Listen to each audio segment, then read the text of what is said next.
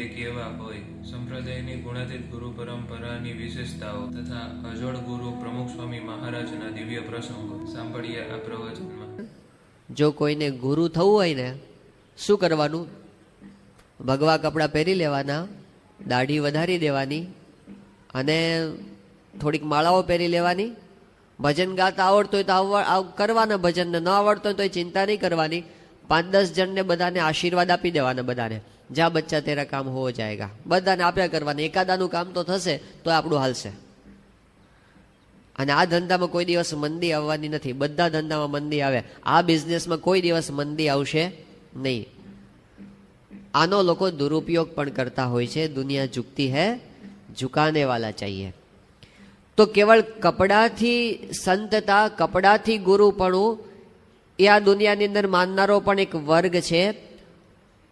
પણ આપણા શાસ્ત્રો ના પાડે છે કે એનાથી કોઈ દિવસ સંતનો મહિમા કે ગુરુનો મહિમા સમજી શકાતો નથી. એ તો રાવણે આવા જ ડ્રેસ પહેર્યો હતો. એટલે પહેલો દ્રષ્ટિકોણ એ ખોટો છે. બીજો દ્રષ્ટિકોણ કેટલાકને કેવો હોય છે આ દુનિયામાં કે કોઈ બહુ સારું પ્રવચન કરે કે બહુ સારી પારાયણ કથા કરે અને હજારો માણસો હોય એને ડોલાવે અને ઘડીક પોતે રડે અને આખી સભાને રડાવે, ઘડીક વારમાં હસાવે અને આમ સંગીતના સાજ સાથે બોલતા હોય તો એમ લાગે કે આ તો બહુ મોટા મહાત્મા છે. લોકો ખાલી કથા, બીજું કાંઈ જ ન જોવે, બસ કથા પારાયણ છે, છટાદાર કરતા હોય એટલે એમ માની લે કે આ ગુરુ છે.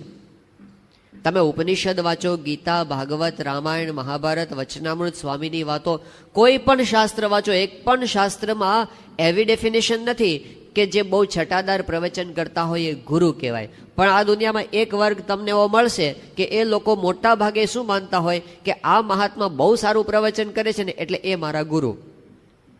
ખોટો દ્રષ્ટિકોણ છે.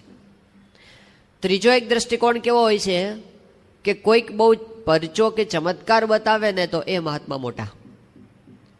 એ પણ એક બિઝનેસ ચાલે છે કે જ્યારે કોઈ સ્પિરિચ્યુઅલ સ્ટન્ટ કરતા શીખી જાય. સ્પિરિચ્યુઅલ સ્ટન્ટ એટલે એક પ્રકારની વિદ્યા છે અને એને કોઈ શીખી જાય ને પછી એનો ઉપયોગ કરે, લોકો એની પાછળ ગુરુ ગુરુ કરીને તણાય, એવું પણ દેખાય છે. અમે જ્યારે વિદ્યાનગરમાં ભણતા હતા અને એ વખતે છાત્રાલયની અંદર કેલાલ આવ્યા હતા. ત્યાં આગળ તમને ખબર છે કેલાલ બહુ વિશ્વ પ્રસિદ્ધ જાદુગર છે. એ કેલાલને આમ પોતે બહુ જ સાત્વિક વ્યક્તિ છે, પોતે જૈન ધર્મમાં માને છે, પણ પ્રમુખ સ્વામી મહારાજ પ્રત્યે એમને હૃદયથી ખૂબ આદર છે. અને સ્વામીશ્રીના વચને એ પોતે ક્યારેય કોઈ પણ જગ્યાએ એડવર્ટાઇઝમેન્ટમાં રહેવાનું થાય તો એક કંપની એને એવી ઓફર આપી હતી કે તમે અમારી જાહેરાત કરો તો અમે તમને આટલા રૂપિયા આપીશું. બહુ મોટી રકમ હતી. પણ એમણે કીધું કે પ્રમુખ સ્વામી મહારાજનો આદેશ છે કે વ્યસનની જાહેરાતમાં ક્યારેય પડવું નહીં. તો એ જાહેરાત વ્યસનની જાહેરાત હતી, કોઈ ગુટખાની જાહેરાત હતી અને એમણે પોતે લાખો રૂપિયા જતા કર્યા, પણ સ્વામીશ્રીના વચને એમણે પોતે એ જાહેરાત લીધી નહોતી. અને ઘણી જગ્યાએ આપણું પ્રદર્શન પણ એ પોતે બતાવે છે. તો સ્વામીશ્રી પ્રત્યે એને અંતરથી આદર છે. એ પોતે છાત્રાલયની અંદર પધાર્યા હતા અને છાત્રાલયની જે સાંજની સભા થાય 7 થી 8 દરમિયાન, એ વખતે એમણે પોતે ત્યાં આગળ આ વિદ્યાર્થીઓની સામે થોડાક જાદુ પણ રજૂ કર્યા હતા. અને એ વખતે એમણે પોતે એક નાનું પ્રવચન પણ કર્યું હતું 15-20 મિનિટનું. એ વખતે એમણે એક વાત અંદર કરી હતી કે આ તમે જે કંઈ જાદુ જોયા કે અમે જે શોમાં બતાવીએ છીએ આ એક પ્રકારની આર્ટ છે, એક પ્રકારની કળા છે. એમણે કીધું કે આમાં કોઈ આધ્યાત્મિકતા નથી, આની અંદર કોઈ આધ્યાત્મિક શક્તિ કે ભગવાનનો સંબંધ એવું કાંઈ નથી, આ એક પ્રકારની આર્ટ છે. પછી એણે એક વાત બીજી કરી કે ઘણા લોકો આવી આર્ટનો ઉપયોગ ગુરુ થવા માટે કરે છે. એમ કરીને એણે એક વાત કરી કે ભારતની અંદર એક બહુ જ પ્રસિદ્ધ બાબા અત્યારે છે.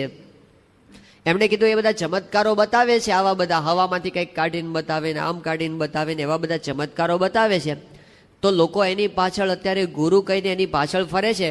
પણ એ કે વાસ્તવિકતા એ છે કે હું જે ગુરુ પાસેથી હું આ બધી વિદ્યા શીખો એ જ ગુરુ પાસેથી એ શીખેલા છે. અમે બંને સરખી વિદ્યા શીખેલા છીએ, પણ મેં એ વિદ્યાનો ઉપયોગ એવો કર્યો કે હું લોકોને કહું છું કે ભાઈ આ મારી કળા છે અને હું પેટ ભરવા માટે આ કળા તમને બતાવું છું. અને એણે એવો ઉપયોગ કર્યો કે એણે પોતે એ કળાના આધારે એવું કીધું કે હું આધ્યાત્મિક શક્તિ ધરાવનાર ગુરુ છું અને તમે મને માનો તો એ ગુરુ થઈને બેઠા છે.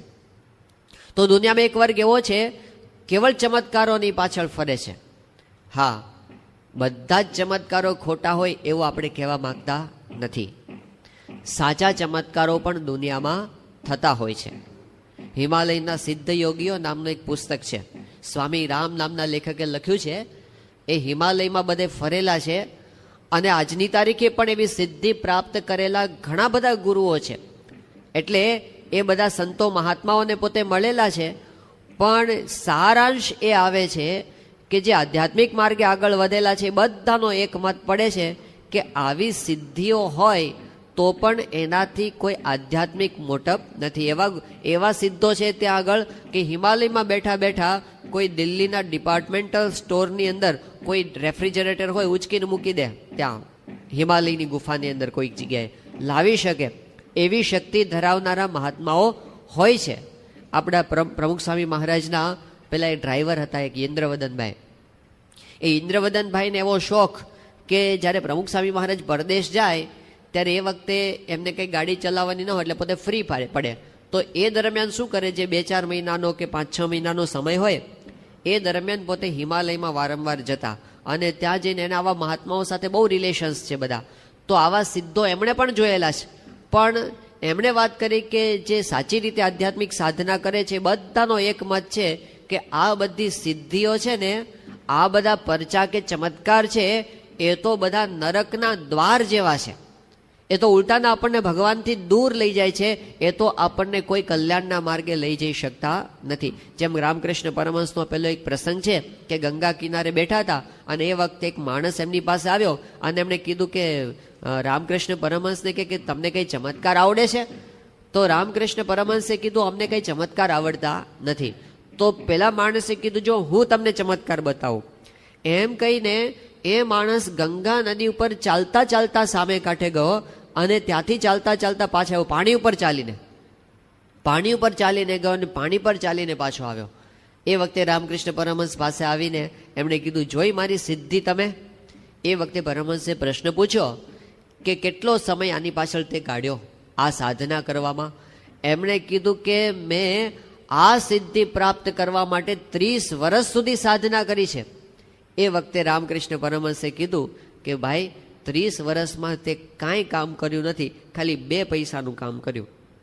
પેલો જોઈ રહ્યો એ કે કઈ રીતે કે તમારે જો અહીંથી હોડીમાં બેસી અને સામે કાંઠે જવું હોય તો 1 પૈસો થાય છે, ત્યાંથી પાછા આવવામાં બીજો 1 પૈસો થાય છે. આ 30 વર્ષમાં તે 2 પૈસાથી વધારે કામ કર્યું નથી. આનાથી તારુંય સારું થવાનું નથી, તારા અંતરમાં શાંતિ થવાની નથી, તને ભગવાન મળવાના નથી, તારું કલ્યાણ થવાનું નથી. અને જે કોઈ કદાચ તારી અંદર જોડાશે આવી સિદ્ધિ જોઈને તો એ પણ અવળા રવાડે ચડી જશે. આમાંથી કાંઈ હાથમાં આવવાનું નથી. ખાલી એક ચમત્કાર છે, ખાલી એક શો છે, ખાલી એક ડ્રામા છે, ખાલી એક જાદુગરની એક આઈટમ છે, બાકી એનાથી વધારે કાંઈ તારા હાથમાં આવ્યું નથી.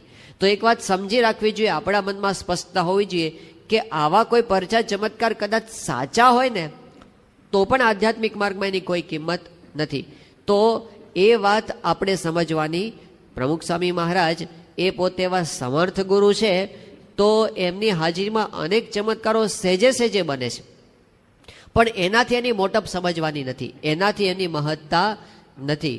ત્યાં સુરતની અંદર ડૉક્ટર ડીપી સાવલિયા સાહેબ છે, આપણા મંદિરની પાસે જ રહે છે, એ પાક્કા સત્સંગી છે, રોજ સવારની કથામાં આવે છે.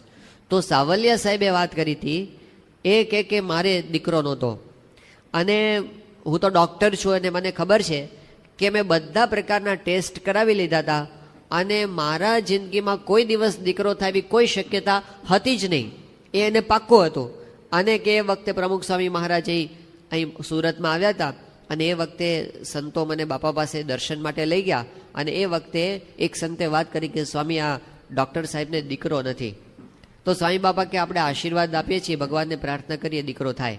સાવલિયા સાહેબ કે મને તો ખાતરી હતી કે મને કોઈ દિવસ થાય એમ છે જ નહીં દીકરો, પણ એમણે કીધું બાપાએ આશીર્વાદ આપ્યો અને થયો વર્ષમાં દીકરો. એનું નામ એણે શ્રીજી ઉપાડ્યું છે, અત્યારે ઓસ્ટ્રેલિયાની અંદર રહીને પોતે ભણે છે.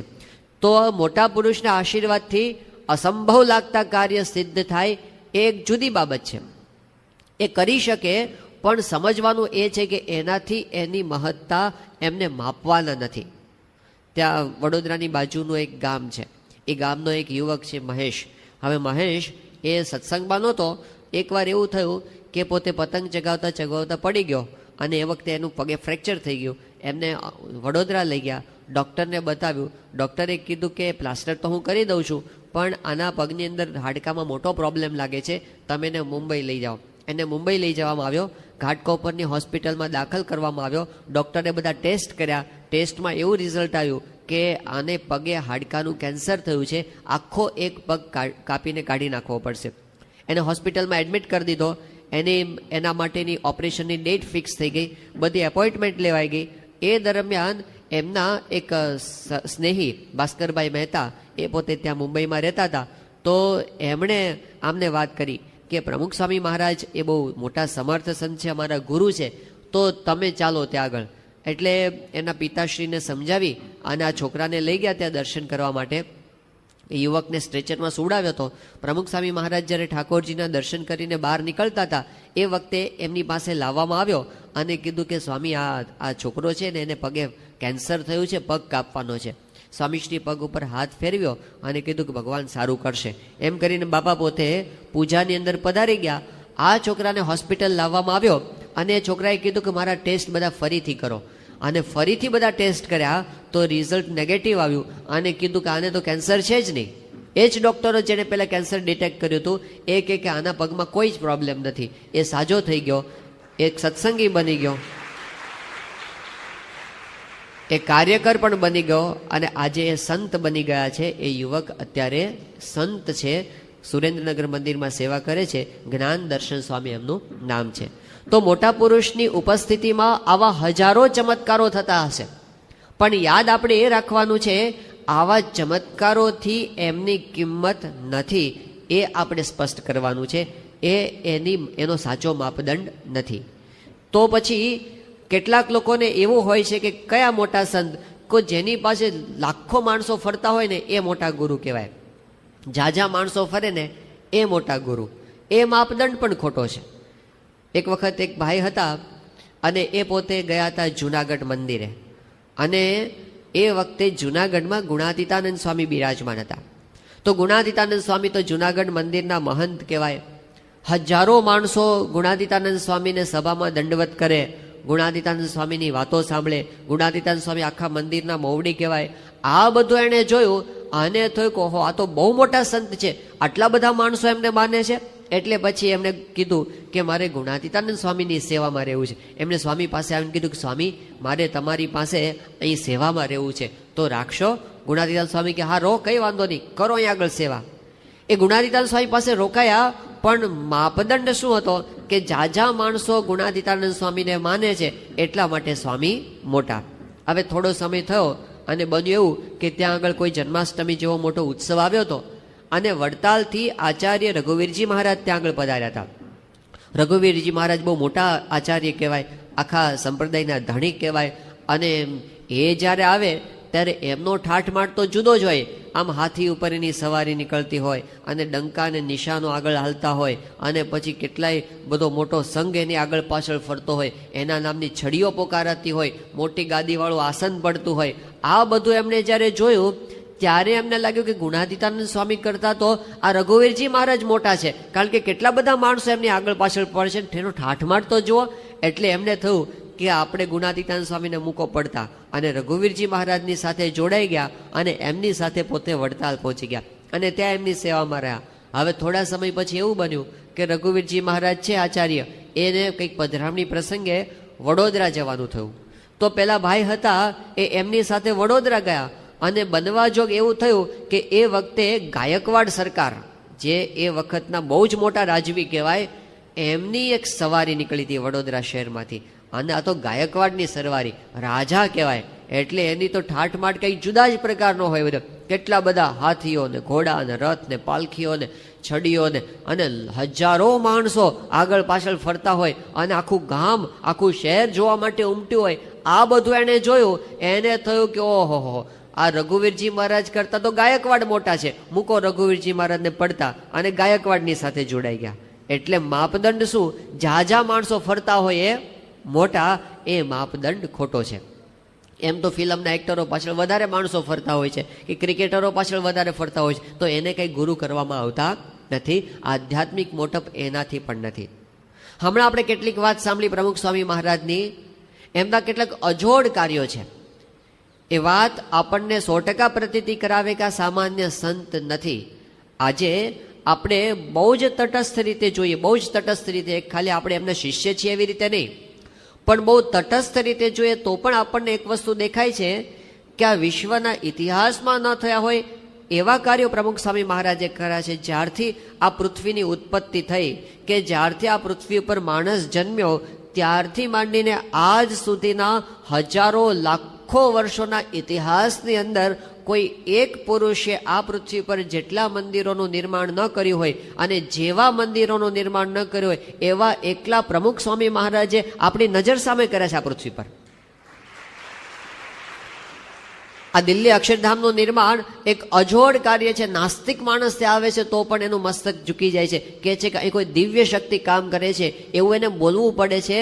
આ મોટા મોટા માનધાતાઓ જે પોતાના ફિલ્ડમાં પડેલા છે, અક્ષરધામ એક સ્ટ્રક્ચર છે, અક્ષરધામ એક બાંધકામ છે, એક સ્થાપત્ય છે, સ્થાપત્યના ક્ષેત્રમાં પડેલા મોટા મોટા માનધાતાઓ કહે છે કે આ કાર્ય 5 વર્ષમાં શક્ય નથી. આખા ભારતના બધા જ પેલા સોમપુરાઓ કહેવાય, જે સોમપુરા મંદિરો બાંધવાનું સ્ટ્રક્ચર જાણે છે, અને મંદિરો બાંધવાની વિદ્યા એ કોઈ આર્કિટેક્ટ કોલેજમાં ભણાવી શકાતી નથી. એ પરંપરાથી સોમપુરાઓ પાસે જ છે.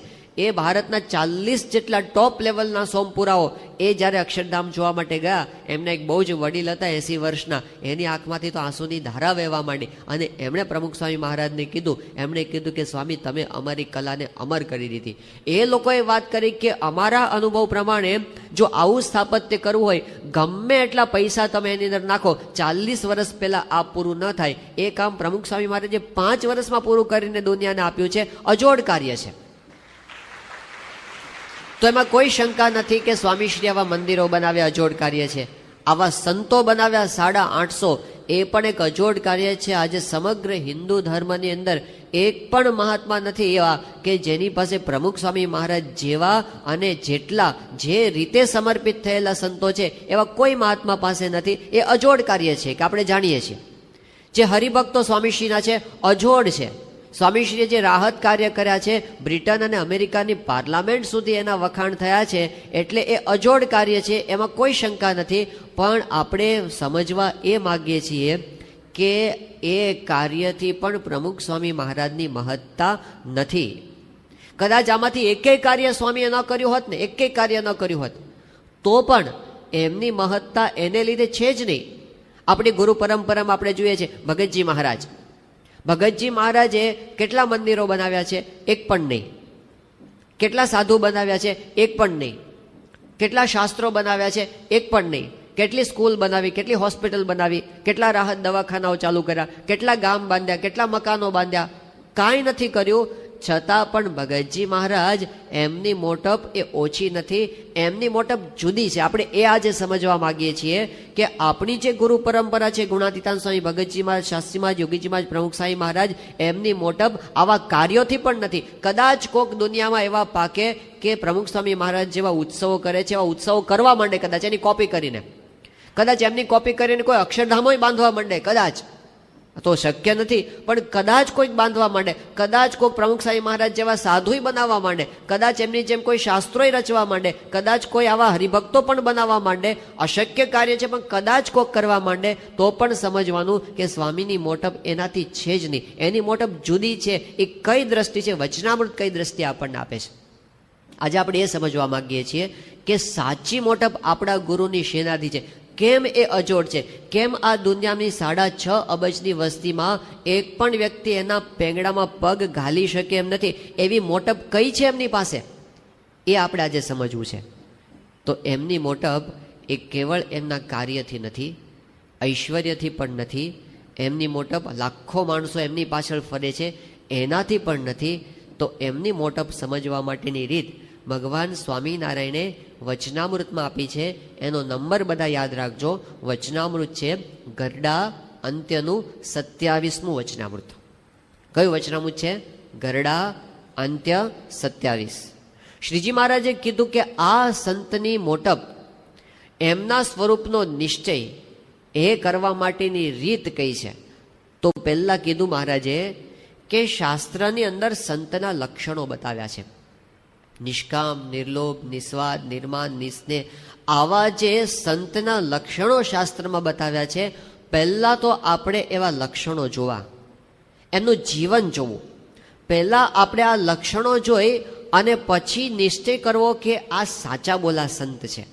અને પછી શું કરવાનું? પછી એના વચનના વિશ્વાસે કરીને આપણે એમના સ્વરૂપનો નિશ્ચય કરવાનો. આ મોટપ સમજવાની સાચી રીત છે. તો સૌથી પહેલા જોવાનું છે એમનું જીવન, કે એ કેટલા પ્યોર સંત છે, એમનું જીવન કેટલું વિશુદ્ધ છે, કેટલું નિર્મળ છે. એ જેમ જેમ આપણે સમજતા જઈએ ને એમ એમ આપણા હૃદયમાં એમના પ્રત્યે દ્રઢ વિશ્વાસ પ્રગટ થતો જાય છે. આ પહેલું સ્ટેપ છે. હંમેશા આધ્યાત્મિક માર્ગમાં કંઈક આપણે પામવું હોય કે મેળવવું હોય કે સમજવું હોય તો સંતના વચનના વિશ્વાસ સુધી પહોંચવું પડશે. પણ વિશ્વાસ પહેલાનું સ્ટેપ છે એમનું જીવન જોવું, કે એ ખરેખર વિશ્વાસ મૂકવા યોગ્ય સંત છે એવું સમજવા માટે એમનું જીવન જોવું. તો આજે આપણને સ્વામીશ્રીનું જીવન ખુલ્લી કિતાબ જેવું આપણી સામે દેખાય છે. આ ખાલી આપણે એમના શિષ્ય છીએ એટલે વાત કરીએ છીએ એવું નથી, પણ જે એમના યોગમાં આવ્યા છે, આ દુનિયાના બધા લોકો, એ બધાના હૃદયમાં અત્યારે આપણે જોઈએ છીએ, આપણે ઘણા લોકોના સંપર્કમાં આવીએ છીએ બહાર, તો દુનિયામાં બધા લોકોના હૃદયમાં અત્યારે એક છાપ તો છે જ કે પ્રમુખ સ્વામી મહારાજ સાચા સંત છે, એક નિર્મળ સંત છે, એક અત્યંત પવિત્ર સંત છે, આવું બધા માને છે. 2003ની સાલમાં પ્રમુખ સ્વામી મહારાજ અમદાવાદમાં બિરાજમાન હતા અને એ વખતે વ્યક્તિગત મુલાકાત માટે જે હરિભક્તો આવતા હોય એની અંદર એક અજાણ્યા ભાઈ આવ્યા, પહેલી જ વખત સ્વામીશ્રીને મળતા હતા. એમણે આવીને સ્વામીને વાત કરી કે સ્વામી તમે મને કંઠી પહેરાવો. સ્વામીશ્રી એમને વર્તમાન ધરાવ્યા. એ વખતે એ ભાઈએ પોતાનો પરિચય આપ્યો. એમણે કીધું કે સ્વામી હું અમદાવાદથી મુંબઈ જતી જે ટ્રેન છે એમાં ટીસી તરીકેની નોકરી કરું છું અને હું અહીં આપની પાસે આવ્યો આપને ગુરુ કરવા માટે. એની પાછળ એક ઘટના છે, એક પ્રસંગ છે. એમ કહીને એણે પોતે એક પ્રસંગ કીધો કે હું એક વખત આ ટ્રેનમાં ટ્રાવેલિંગ કરતો હતો. હવે એ વખતે એક કમ્પાર્ટમેન્ટમાં હું ઊભો હતો. એ કમ્પાર્ટમેન્ટમાં કેટલાક લોકો બેઠા હતા. એ બધા કેવા હતા કે એ લોકો જે રોજ અપડાઉન કરતા હોય અને અમારે રોજ એની સાથે ઘરોબો થયેલો હોય એવા કેટલાક લોકો ત્યાં આગળ બેઠા હતા. અંદર અંદર વાતચીત કરતા હતા. હવે વાતચીતમાં એમનો વિષય એવો નીકળ્યો કે અત્યારે આપણા બધા ધર્મગુરુઓ કેવા છે અને ધર્મગુરુઓ વિશે જે વાત થતી હતી એમાં આ બધા પાછા એવા દ્રષ્ટિકોણવાળા હતા જે બધા નાસ્તિક જેવા હતા. એટલે બધા ધર્મગુરુઓની કાપવા માટે જ બેઠા હતા. એટલે કોઈ એક ધર્મગુરુની વાત નીકળે એટલે એક જણ એનો એક નેગેટિવ પોઈન્ટ કે, બીજો એનો બીજો કે, ત્રીજો એનો ત્રીજો કે, અને 2-5 મિનિટમાં તો એ ધર્મગુરુનો હાવ મૂળ બધા ભેગા થઈને કાઢી નાખે. પછી બીજા ધર્મગુરુની વાત નીકળે, ત્રીજા ધર્મગુરુની વાત. આવું જ નિંદા કરવા માટે જ એ લોકો બેઠા હતા. અને એ દરમિયાન હું ઊભો સાંભળતો હતો. તો એટલામાં બન્યું એવું કે કોકના મોઢેથી આપનું પણ નામ નીકળ્યું કે પ્રમુખ સ્વામી મહારાજ પણ મોટા ગુરુ છે બહુ. અને એ વખતે મેં જોયું કે જે લોકો ક્યારના બોલ બોલ કરતા હતા અને નિંદા કરતા હતા બધા ગુરુઓની, પણ તમારું નામ જેવું આવ્યું ને એટલે બધા બોલતા શાંત થઈ ગયા. કોઈ એક શબ્દ ન બોલે. એ બધા એક જ વાત કરે કે ના ના પ્રમુખ સ્વામી તો બહુ સાચા ગુરુ છે, એ તો બહુ મહાન સંત છે, એમાં કાંઈ કહેવા જેવું નથી. હવે આ કોઈ સ્વામિનારાયણ સંપ્રદાયના આશ્રિત નહોતા. આ બધા જ બહારના વ્યક્તિ છે. અને આ વ્યક્તિ પોતે કે છે, પેલા ટીસી હતા એ કહે છે કે સ્વામી મને એવો અનુભવ થયો કે જે લોકો ખાલી ટાઈમ પાસ કરવા માટે નિંદા કરે છે ધર્મગુરુઓની, એ લોકોને ટાઈમ પાસ કરવા માટે પણ તમારો એક નેગેટિવ પોઈન્ટ ન મળ્યો તો મને લાગ્યું કે આનાથી વધારે પ્યોર ગુરુ મને બીજે ક્યાં મળશે, એટલે હું તમારી પાસે આવું છું. તો સ્વામીશ્રીનું આ વ્યક્તિત્વ છે. હવે આ દૂરની વ્યક્તિની વાત થઈ, જે બહાર છે, જે નજીક નથી આવ્યા છતાં એમના હૃદય પર આ પર્સનાલિટી છે. હવે સ્વામીશ્રીની જે નજીક રહ્યા છે, રાત દિવસ બાપાની ભેગા રહે છે, એ લોકોના હૃદય ઉપર કેવી છાપ છે? સાધારણ રીતે એવું હોય કે જે ભેગા રહેતા હોય ને એને પછી બહુ મહિમા ન હોય, કારણ કે એને બધી ખબર હોય, મહાદેવજીના ગુણ પોઠીઓ જાણે ને એમ ભેગા રહેનારને બધી ખબર હોય. યોગી શતાબ્દી મહોત્સવમાં એક બહુ મોટા મહામંડલેશ રહ્યા હતા અને બહુ પ્રખર વક્તા. હવે એ યોગી શતાબ્દી મહોત્સવ વખતે એમનો ઉતારો હતો ત્યાં આગળ એમાંથી એમને લાવવા લઈ જવા માટે એક યુવક એ પીઆરની સેવામાં હતા, એ પોતે એમને લાવવા માટે લેવા માટે એમના ઉતારે ગયા. હવે પેલા જે મહાત્મા હતા એ પોતે બેઠા હતા અને એમના ચેલો હતો એ એની જટા ઓળતો હતો. એટલે પેલા મહાત્મા બિચારા કંઈક એને પાણી જોતું હતું એટલે બૂમા બૂમ કરતા હતા કે ભાઈ પાણી લાવો પાણી લાવો, પણ પેલો જટા ઓળવાથી નવરો જ ન પડે. તે પછી આપણા યુવકે એમની સેવા કરી પેલા મહાત્માની. કહેવાનો મતલબ એમ છે કે મહાત્મા પોતે બહાર મોટા કહેવાતા હોય, એને બધી પ્રવચનો બધા જોરદાર બધે બાર લોકો સાંભળવા માટે આવતા હોય, પણ એની નજીક રહેનાર વ્યક્તિઓ છે એના હૃદય ઉપર એનો સહેજ પણ મહિમા ન હોય એવું આપણને દુનિયામાં ઘણી જગ્યાએ જોવા મળે છે. કારણ કે નજીક રહેનાર છે એને યથાતથ જાણતા હોય, જેમ છે તેમ. સાધારણ રીતે દૂર હોય ત્યાં સુધી મહિમા રહે. આ દુનિયામાં એવું જ છે બધે. મિત્ર ઘણા સમયથી મળ્યો ન હોય અને કોઈક દિવસ મળી જાય તો થાય કરે તું તો ઈદ કા ચાંદ બન ગયા, ક્યાં ગયો તો દેખાતો જ નથી, અને હમણાં તો કેટલા સમયથી ચાલ ચાલ ઘરે ચાલ એવું આપણે કરીને લઈ જઈએ. એ કોક વાર મળતો હોય તો આપણને એટલું બધું રહે, પણ પછી જો કાયમ માટે ભેગા રહેવાનું થાય અને ધારો કે મિત્ર આપણા ઘરે આવે અને ઘરે આવે પછી અઠવાડિયું રોકાય તો પછી એમ થાય કે જાય તો સારું એવું થાય. તો ભેગા રહે ને પછી બહુ મહિમા રહેતો નથી. લગ્ન પહેલા જેવા સંબંધો હોય છે એવા લગ્ન પછી નથી રહેતા. પહેલા બહુ પ્રેમ હોય પણ પછી રહેતો નથી પરસ્પર. કેમ? એકબીજાના સ્વભાવોની ખબર પડે છે એટલા માટે. એટલે જ્યારે ભેગા રહેવાનું થાય ત્યારે વ્યક્તિનું યથાર્થ સ્વરૂપ છે આપણને ખબર પડે. સ્વામીશ્રીની વિશેષતા શું છે? આજે એમના જે આ 850 સંતો છે બધાનો અનુભવ એ છે કે જેમ જેમ એમની સાથે રહેતા જઈએ છે ને એમ એમનો મહિમા વધારે સમજાતો જાય છે. કે આપણે તો બાપાને સમજતા હતા એના કરતાં કેટલા આગળ છે, હજુ આગળ છે. એમના મહિમાના પારને પામી શકાતો નથી. આ ભેગા રહેનાર લોકોના હૃદય પર એમની અસર છે. આજથી 12-13 વર્ષ પહેલાં પ્રમુખ સ્વામી મહારાજ સારંગપુરમાં હતા અને એ વખતે સંતોની એક સભા ત્યાં વાડીએ રાખવામાં આવી હતી. યજ્ઞ પુરુષ વાડી છે અમારી ત્યાં. એ સભાની અંદર વિવેક સાગર સ્વામીનો ઇન્ટરવ્યૂ રાખવામાં આવ્યો હતો. હવે એમને કેટલાક પ્રશ્નો પૂછવામાં આવ્યા હતા. અગાઉથી એવું નહોતું કીધું કે તમને આટલા પ્રશ્નો પૂછશું, તમે તૈયાર કરીને લાવજો, એવું અમને કહેવામાં નહોતું આવ્યું. ઇન્સ્ટન્ટ પ્રશ્ન પૂછવામાં આવ્યા હતા. એમાં એક પ્રશ્ન એમને એવો પૂછવામાં આવ્યો કે આટલા વર્ષોથી તમે પ્રમુખ સ્વામી મહારાજની સાથે ફરો છો અને તમે બધે જ જ્યાં જાઓ ત્યાં સ્વામીશ્રીના મહિમાની વાત એકની એક વાત બધાને કરવાની તમારે થાય છે, પણ અમે જોયું છે કે તમને એટલો ને એટલો ઉત્સાહ છે, ક્યારેય પ્રમુખ સ્વામી મહારાજનો મહિમા કહેવામાં તમને ક્યારેય આમ કંટાળો આવતો નથી, ક્યારેય તમને ઉત્સાહ ઓછો થતો નથી, એ અમે જોયું છે. અને બીજું અમે એ પણ જોયું છે કે સ્વામીની ભેગા ને ભેગા છો છતાં પણ તમને દર્શનનો ઈશક બહુ રહે છે. કે બાપા પોતે વોકિંગ કરતા હોય, પૂજાની અંદર હોય, ભોજન કરવા માટે બેઠા હોય, એક પણ દર્શન તમે ચૂકતા નથી અને દોડી દોડીને દર્શનમાં તમે પહોંચો છો. તો આટલો બધો તમને ઉત્સાહ રહે છે, એનું કારણ શું છે? એ વખતે વિવેક સાગર સ્વામીએ આમ ઇન્સ્ટન્ટલી એમના હાર્ટમાંથી જે જવાબ આપેલો ને, એમણે વાત કરી કે મને 2 વાત બરાબર સમજાઈ ગઈ છે. પહેલી વાત તો એ કે શ્રીજી મહારાજ સિવાય બીજો કોઈ ભગવાન નથી, એ સર્વોપરી પુરુષોત્તમ નારાયણ છે. અને બીજું કારણ એ છે કે મને એવું દ્રઢ સમજાઈ ગયું છે કે પ્રમુખ સ્વામી મહારાજ જેવા સાધુ આ પૃથ્વીના પટ પર બીજા કોઈ નથી. હવે આ કોણ બોલે છે? યાદ રાખવા જેવું છે. આ કોઈ ઘેટા બકરા જેવી વ્યક્તિ નથી. આ છે ને એક સંત છે, જે સંત પોતે આધ્યાત્મિક માર્ગે ચાલેલા છે. એટલે એને ખબર છે સ્પિરિચ્યુઆલિટી શું કહેવાય, આધ્યાત્મિકતા શું કહેવાય.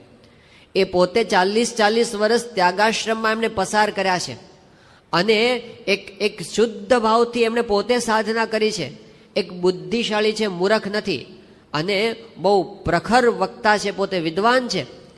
એક મહાત્મા તો એવું સમજતા હતા બહારના, એ એવું સમજતા કે પ્રમુખ સ્વામી મહારાજનું ચાલે છે ને એ વિવેક સાગર સ્વામીને લીધે ચાલે છે. એવું માનતા હતા કે મારી પાસે એક વિવેક સાગર સ્વામી હોત, કે મારી પાસે એક ડૉક્ટર સ્વામી જેવા હોત તો મારુંય ચાલત, કારણ કે મારો મહિમા બધાને કહે ને એટલે મારું હાલે. પણ એમને ખબર નથી કે વિવેક સાગર સ્વામી કે ડૉક્ટર સ્વામી જેવા જે છે એમના હૃદયમાંથી જે અવાજ આવે છે ને સ્વામીના મહિમાનો, એનું કારણ સ્વામીશ્રીનું જીવન છે. ભેગા રહ્યા પછી, રાત દિવસ ભેગા રહ્યા પછી એમના હૃદય પર આ અસર છે. તો સ્વામીશ્રીના જીવનની જે નિર્મળતા છે, આટલો પણ ડાઘ એમને પોતાના આ 90 વર્ષના જીવન દરમિયાન પોતાની સાધુતાને લાગવા નથી દીધો, એ એમની બહુ મોટી મહાનતા છે. એ સામાન્ય વસ્તુ નથી. તો શાસ્ત્રમાં એવું કીધું કે આવા જે નિર્મળ જીવનવાળા સંત હોય એમની અંદર ભગવાનનો વાસ છે. આવા જે નિર્મળવાળા સંત છે એમના વચનમાં વિશ્વાસ કરવો. તો નિષ્કામ, નિર્લોભ, નિસ્વાદ, નિર્માન, નિસ્નેહ આ પ્રસંગો આપણે કેવા બેસીએ તો પાર આવે એમ નથી. પણ આપણે સમજવા એ માગીએ છીએ કે આ સાધુતાના જેટલા કાંઈ લક્ષણો આપણા શાસ્ત્રોમાં બતાવ્યા હશે એ બધા અત્યારે સ્વામીશ્રીની અંદર જીવંત આપણને જોવા મળે છે. સ્વામીશ્રીના યોગમાં કોઈ પણ આવે છે એમની સાધુતાની અસર સામેના હૃદય પર થાય છે. ડૉક્ટર કુરિયન સાહેબ એ પોતે બહુ જ બુદ્ધિશાળી વ્યક્તિ કહેવાય, 100% નાસ્તિક વ્યક્તિ. ડૉક્ટર કુરિયન એટલે 100% નાસ્તિક, ભગવાનમાં નથી માનતા. એ પોતે કહે છે, એ જાહેરમાં સભામાં કહે છે, આપણી સભામાં કહે છે હું ભગવાનમાં નથી માનતો, પણ એ પ્રમુખ સ્વામીમાં માને છે. કારણ શું? એમણે વાત કરેલી જ્યારે વિવેક સાગર સ્વામી એ સ્વામીશ્રીની વાત કરતા હતા એમને ડૉક્ટર કુરિયન સાહેબને, એટલે એ વખતે કુરિયન સાહેબને એમણે વાત કરી કે પ્રમુખ સ્વામી મહારાજ છે એ આટલા મોટા કાર્યો કરે છે છતાં પણ પ્રમુખ સ્વામી મહારાજના જીવનમાં લેશ માત્ર અહંકાર નથી, માન નથી. આ સાધુતાનું બહુ મોટું લક્ષણ છે. જ્યારે આવી વાત થતી હતી ને, ડૉક્ટર કુરિયન સાહેબે કીધું કે સ્વામીજી તમારે એ કહેવાની જરૂર જ નથી. પ્રમુખ સ્વામી મહારાજની આંખો જોઈએ અને આપણને પ્રતીતિ આવે છે આ પુરુષના હૃદયમાં કોઈ પણ પ્રકારનો અહંકાર નથી. તો આવા નાસ્તિક વ્યક્તિના હૃદય પર છાપ પડી છે સ્વામીશ્રી અહંકાર શૂન્ય છે. જયલસિંહ ભારતના રાષ્ટ્રપતિ હતા અને એ વખતે સ્વામીશ્રીની પહેલી જ મુલાકાતમાં એના હૃદયમાંથી ઉદ્ગાર નીકળી ગયા, સ્વામીશ્રી અહમ શૂન્ય પુરુષ છે, એમને અહંકાર નથી. હરિનારાયણાન સ્વામી ભારત સાધુ સમાજના મહામંત્રી, એ તો બહુ આમ બધા બહુ અનુભવી વ્યક્તિ કહેવાય અને આખા ભારતના બધા મહાત્માઓની નાડી જાણે એવા આ હરિનારાયણ સ્વામી સામાન્ય નહીં, બુદ્ધિશાળી વ્યક્તિ અને બધાની નાડી એને ખબર. એ હરિનારાયણ સ્વામી પોતે બોલી ગયા, એ કે પ્રમુખ સ્વામી જैसे निर्मानी संत मैंने अपनी जिंदगी में कहीं भी और कभी भी नहीं देखे. તો આ એક મહાત્માના હૃદયમાં સ્વામીશ્રીની છાપ છે જે બહારના છે. એવા જ બહારના મહાત્મા એ સ્વામી આત્માનંદજી, બહુ જ વિદ્વાન સંત, પોતે રાયપુરની અંદર પોતે હતા. અત્યારે તો એ પોતે દેવગતિને પામ્યા. પણ એ આત્માનંદ સ્વામી એ રામકૃષ્ણ મિશનના બહુ વરિષ્ઠ સંત. એ જ્યારે સ્વામીશ્રીને મળ્યા 1985ની સાલમાં સમયાની અંદર, પછી એ આખો ઉત્સવને બધું જોઈને પછી આવ્યા અને રિસેપ્શનમાં બેઠા હતા અને આનંદ સ્વરૂપ સ્વામીએ એમને સહજ ભાવે એક પ્રશ્ન પૂછ્યો કે પ્રમુખ સ્વામી મહારાજ વિશે તમારો શું અભિપ્રાય છે? આ તાત્કાલિક પ્રશ્ન પૂછ્યો હતો અને સ્પોન્ટેનિયસલી એકદમ જ આત્માનંદ સ્વામી પોતે બોલવા મળી. ઓહ, શબ્દો નીકળી ગયા કે ઓહ વોટ એ હમ્બલ મેન, કે એ કેટલા નમ્ર પુરુષ છે. પછી એણે વાત કરી કે સ્વામીશ્રી પોતે આટલો મોટો કાર્ય કરે છે છતાં પણ હી ઇઝ સો સાયલેન્ટ, એકદમ શાંત છે અને છતાં હજારોને પોતે એક્ટિવ કરી શકે છે. એમની પાસે કોઈ અદ્ભુત શક્તિ છે. એમણે કીધું મારા જીવનની અંદર હું જે કોઈ મહાન પુરુષોને મળેલું છું એમાં સૌથી વધારે પ્રભાવશાળી, સૌથી વધુ અસરકારક વ્યક્તિઓમાં પ્રમુખ સ્વામી મહારાજ છે. તો એની અસર આ તો બહારના છે, કોઈ સ્વામિનારાયણ સંપ્રદાયના છે જ નહીં. અને પ્રમુખ સ્વામી મહારાજ છે એમણે કાંઈ એને આપી દીધું નથી કે હું તમને લાખ રૂપિયા આપું છું, મારા મહિમાની થોડીક વાતો તમે કરજો, એવું કાંઈ સ્વામીએ કર્યું નથી. એમના હૃદયમાંથી આવેલા ઉદ્ગાર છે. આ બધું આપણને શું બતાવે છે? સ્વામીશ્રીની સાધુતા, એમની અહમ શૂન્યતા. આટલા બધા કામ કરવા છતાં, મોટા મોટા કામ કરવા છતાં પણ એમની અંદર ક્યારેય હું ભાવ આવતો નથી ને, આ સ્વામીશ્રીની મોટપ છે. તો મહિમા સમજવાની રીત શ્રીજી મહારાજે એવી બતાવી કે પહેલાં તો આવા સંતનું જીવન જોવું. આપણી આખી ગુરુ પરંપરામાં આપણને આ વસ્તુ જોવા મળશે. ભગતજી મહારાજની મોટપ શું છે? ભગતજી મહારાજનું જીવન. શાસ્ત્રીજી મહારાજની મોટપ શું છે? શાસ્ત્રીજી મહારાજનું જીવન. કે ગોરધનભાઈ કોઠારી જેવા બુદ્ધિશાળી વ્યક્તિ અને જેનું પોતાનું જીવન અત્યંત પવિત્ર છે એવા ગોરધનભાઈ કોઠારી કહેતા કે વડતાલના 2000 સાધુઓમાં શાસ્ત્રી યજ્ઞ પુરુષદાસ જેવો સ્ત્રી અને ધનનો ત્યાગી સાધુ મેં બીજો કોઈ જોયો નથી. એ સાધુતા છે. યોગી બાપાનો આખા સંપ્રદાયમાં જે પ્રભાવ પડ્યો, મોટા યોગીજી મહારાજનો પ્રભાવ એ જૂના સંપ્રદાયના વ્યક્તિઓ પર પણ પડ્યો અને આચાર્ય મહારાજ જેવા ઉપર પણ પડ્યો. કારણ આ જ હતું યોગીજી મહારાજની સાધુતા. આચાર્ય આનંદ પ્રસાદજી હતા, વડતાલના આચાર્ય. યોગીજી મહારાજ એમને સારંગપુરની અંદર મળવા માટે ગયા. એ વખતે આનંદ પ્રસાદજી આચાર્ય પોતે બોલી ગયા, જોગી મહારાજ આજ ભગવાન સ્વામિનારાયણ આપકે પાસ હૈ, હમ પર કૃપા દ્રષ્ટિ રખના. તો એવું આ જૂના સંપ્રદાયના બહારના સાવ નાસ્તિક એવા લોકોના હૃદય ઉપર પણ આપણી ગુરુ પરંપરાની જે અસર પડી છે, આપણે એ સમજવા માંગીએ છીએ કે એમનામાં આપણે સૌથી પહેલું સ્ટેપ જોવાનું છે એમની સાધુતા, એમનું જીવન, એની નિર્મળતા. આ જોયા પછી શું કરવાનું? તો શ્રીજી મહારાજ કહે છે કે આટલું સમજ્યા પછી ખાલી એક જ વાત સમજવાની છે કે આપણા ગુરુઓ જે છે એ સાચા સંત છે અને એ જે બોલે છે એ પરમ સત્ય છે. એના વચનમાં દ્રઢ વિશ્વાસ રાખશું તો હવે મહિમાના દ્વાર આપણા માટે ખુલ્લા થઈ જશે. આપણે જે સ્વામીશ્રીનો મહિમા સમજવો છે એના દ્વાર ક્યારે ખુલશે? આપણને એમનામાં દ્રઢ વિશ્વાસ આવશે તો એમનું જીવન જોઈને આપણને વિશ્વાસ આવે કે આ સંત કોઈ દિવસ ખોટો ના બોલે પોતાનો મહિમા વધારવા માટે, એવા સાચા સંત છે. હવે આપણે એમના દ્વારમાં પ્રવેશ કરીએ છીએ તો એ આપણને શું સમજાવે છે? વચનામૃત એમ કે છે કે ભગવાનના સાચા સંત આવા હોય, લક્ષણ બતાવ્યા. પછી એક બીજી વાત કરી કે આવા લક્ષણોથી પણ સંતને યથાર્થ ઓળખી શકાતા નથી. હવે થોડીક આગળની વાત આવે છે, એકાગ્ર થશો તો સમજાશે કે આવા સારા લક્ષણો કદાચ દેખાય પણ એનાથી પણ પ્રમુખ સ્વામીની મહત્તા નથી. એની મહત્તા હજુ જુદી છે. કોકની અંદર એમના જેવો ધર્મ કદાચ દેખાય, કોકની અંદર એમના જેવો વૈરાગ્ય કદાચ દેખાય, કોકની અંદર કદાચ આવી ઠાકોરજીની ભક્તિ, આમ ભગવાન ભેગા ફેરવતા હોય, ભગવાનને ધરાવીને ગ્રહણ કરતા હોય એવું કદાચ દેખાય, તો પણ સમજી લેવું એનાથી ગુરુપણું નથી. અજોડ ગુરુપણું શેનાથી છે? તો હવે એકાગ્રતા રાખવી પડશે. આ વચનામૃત જે ગ્રંથ છે ને એનું જે આશીર્વાદ છે ને, શરૂઆતમાં આશીર્વાદ, એ આશીર્વાદમાં યોગીજી મહારાજે એક વાત લખી છે. યોગીજી મહારાજ કહે છે કે વચનામૃતની અંદર જે સંતનો મહિમા કહેવામાં આવ્યો છે, જે સંતને મોક્ષનું દ્વાર કહેવામાં આવ્યા છે, એ સંત બીજા કોઈ નહીં પણ ગુણાતીતાનંદ સ્વામી છે.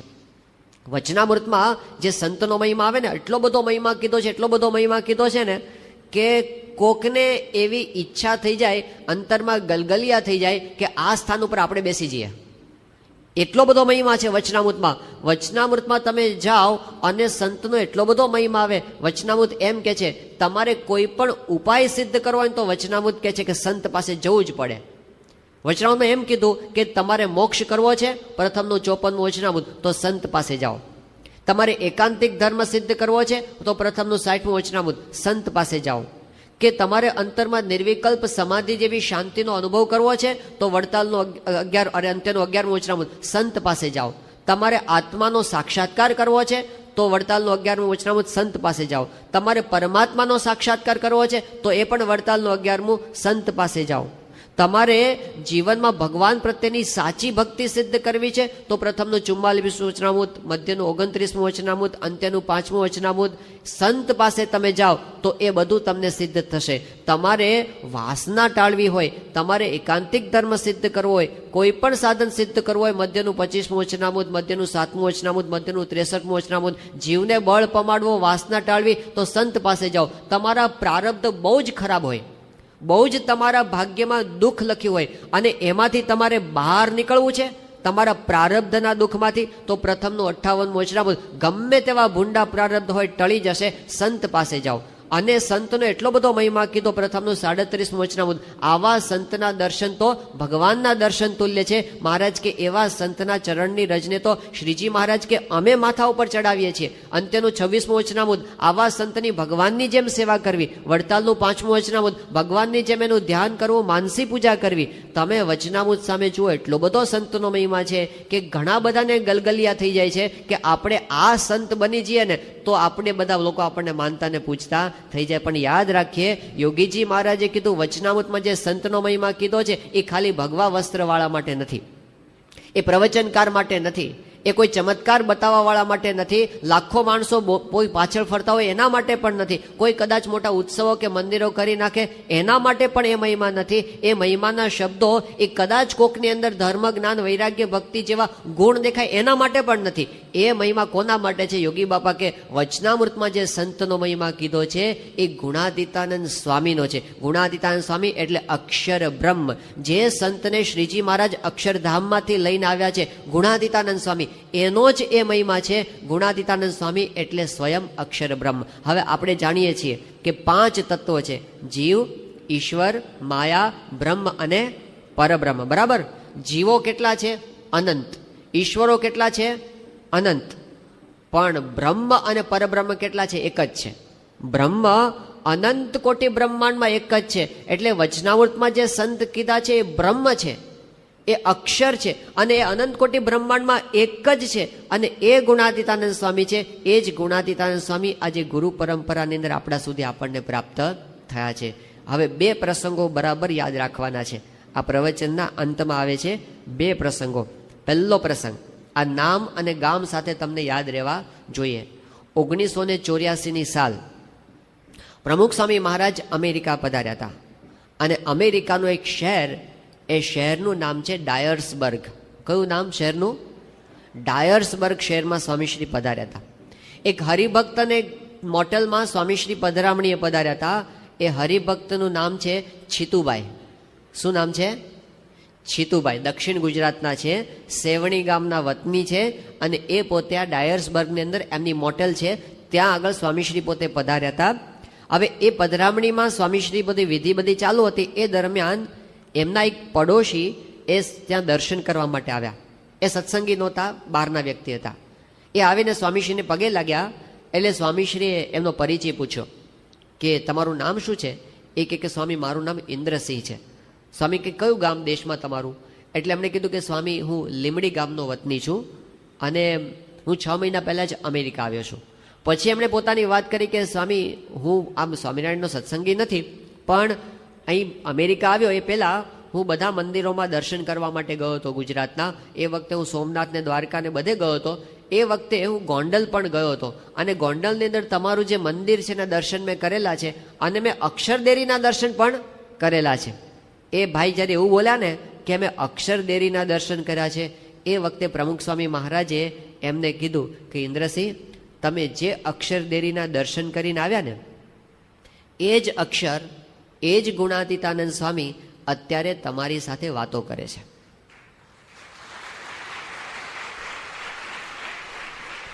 હવે સમજાણું સ્વામી કોણ છે? સ્વામી કોણ છે? એ ગુણાતીતાનંદ સ્વામી છે. ગુણાતીતાનંદ સ્વામીએ પોતાની વાતોમાં કીધું છે, હું તો ચિરંજીવી છું, તમારા બધાના દેહ પડી જશે, મારો દેહ પડવાનો નથી, હું તો પૃથ્વી પર રહેવાનો છું. શ્રીજી મહારાજ ગુણાતીતને પૃથ્વી પર રાખીને ગયા છે અને એ ગુણાતીત એ પ્રમુખ સ્વામી મહારાજ છે. યોગી બાપા કહેતા ગુણાતીત તો એક જ, બીજા કોઈ મેળે માવજીભાઈ થઈ શકે નહીં. એ એક જ છે, પરંપરામાં એકનું એક ચૈતન્ય તત્વ આપણને પ્રાપ્ત થયું છે. એ આપણા ગુરુ રૂપે યોગી બાપા તો ત્યાં સુધી બોલ્યા કે ધર્મ, જ્ઞાન, વૈરાગ્ય અને ભક્તિ વાળો તો એકડા ઘૂંટે છે. ગુણાતીતની તો વાત જુદી છે. એ ગુણાતીત છે. એ ખાલી ધર્મ, જ્ઞાન, વૈરાગ્ય, ભક્તિ વગેરે ગુણો છે એનાથી જ એમની મોટપ છે એવું નથી. આપણે તો એવા ગુણોથી ખાલી એટલું જાણવા માંગીએ છીએ આ સંત સાચા બોલા છે. અને પરિચય તો એમના વચનથી થાય, મહિમા તો એમના વચનથી આપણને સમજાય, આપણી બુદ્ધિથી ના સમજાય. તો એમણે આપણને પોતાનો મહિમા સમજાવ્યો. એ સ્વયં અક્ષરધામ છે અને અક્ષરધામ અનંત કોટી બ્રહ્માંડમાં એક જ છે અને એ આપણા ગુરુ છે, એટલા માટે અજોડ છે. આ પહેલો પ્રસંગ યાદ રહ્યો.